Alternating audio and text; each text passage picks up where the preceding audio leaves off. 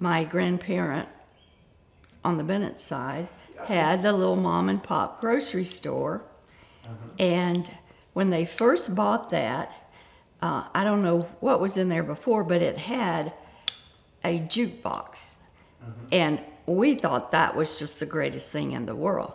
But of course, my grandparents were very religious, and that was the first thing to come out.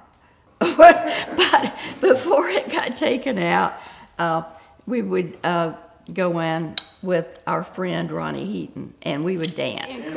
Maybe that increased the urgency of getting that jukebox out of there. On the weekend, that's one of the ways people got to that part of the lake. And that's the reason they had live bait, which was not one of my favorite things to do. If somebody came in wanting minnows or crickets. They also had gas, and I pumped gas. I preferred pumping a certain dollar amount. I didn't like having to wait for it to get full because I was afraid it would spew out, but I did it. We had a mimeograph machine, and I wrote out the specials for the week and ran those off, and my granddad somehow disseminated them. I ran the cash register.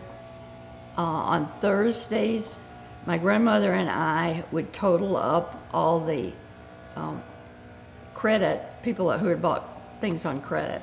And there was a whole box, and these little tablets, and we had written their last name at the top of it, and that was all in there. So if Mr. Ragsdale came in, it'd appear in the R's, and it'd say Ragsdale, and they'd get what they wanted and say, put it on my account. And my sister told me when she remembered, she's 6 years older than I am, and she remembered the day that I was born. Now, I was born at home. I was not born in a hospital.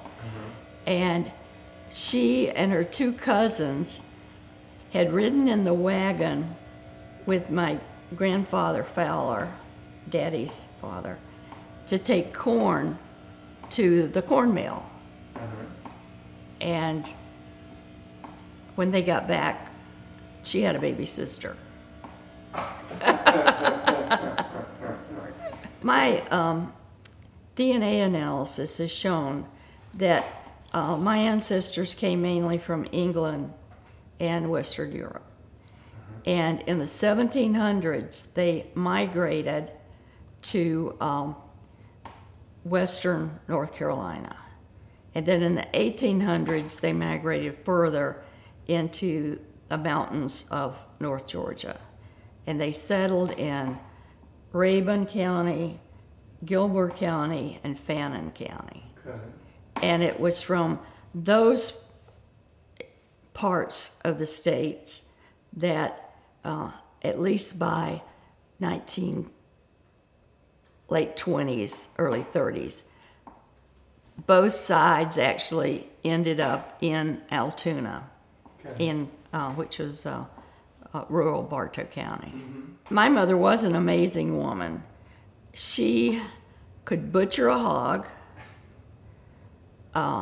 She could paint a house inside and outside. Like I said, she could sew. As far back as I can remember, we had a sewing machine in the house. Of course, it started out as a pedal machine.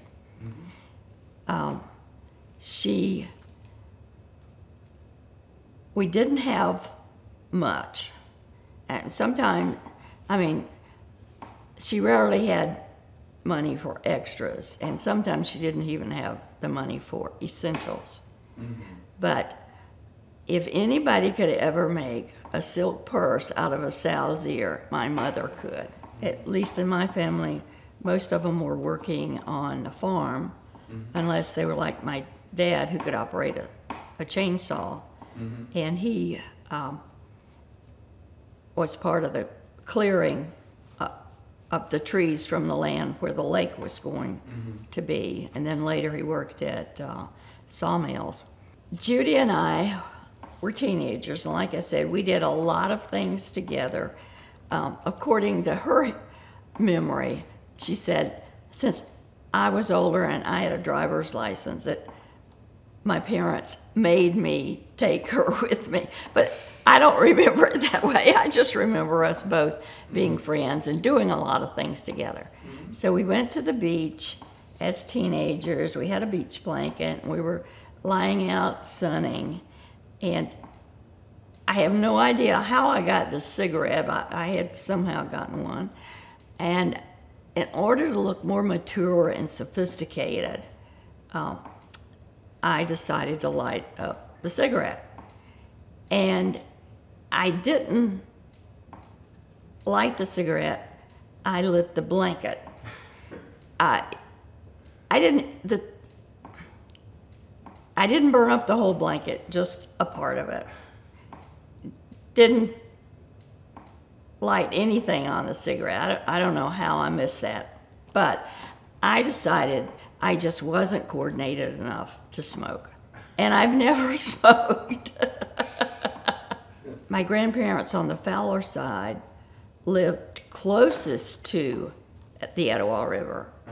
As a matter of fact, the pasture behind the house, the river actually came up to the pasture.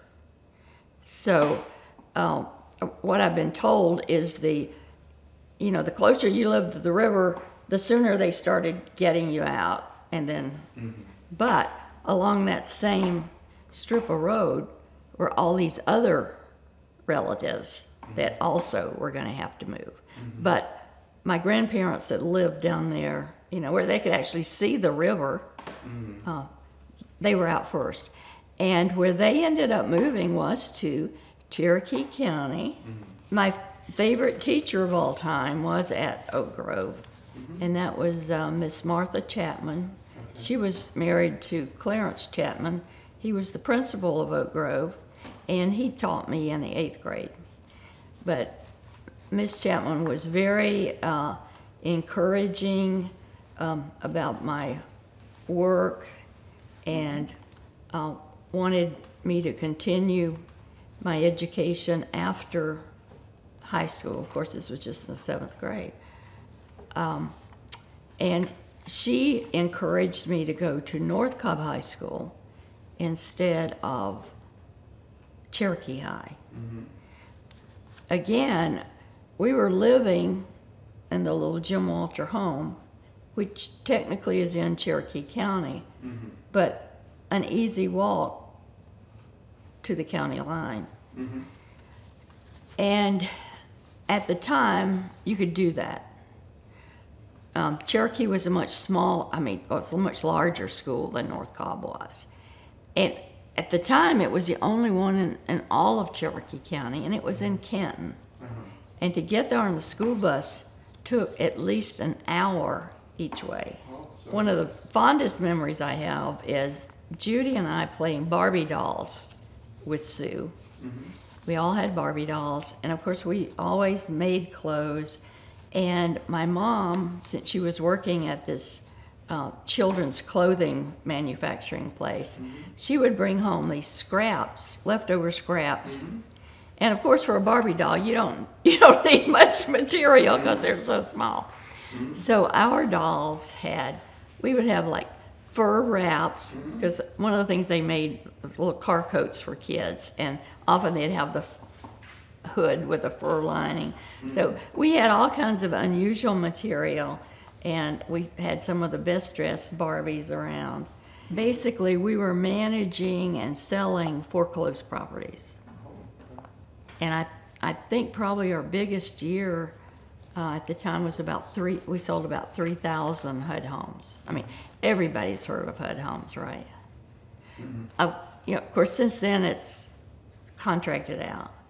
But at the time, we were doing that, so I had employees who were realty specialists, and they'd have areas assigned to them. They had to go out and check on the houses, and we had contracts with property management firms to go clean them up, do whatever had to be done.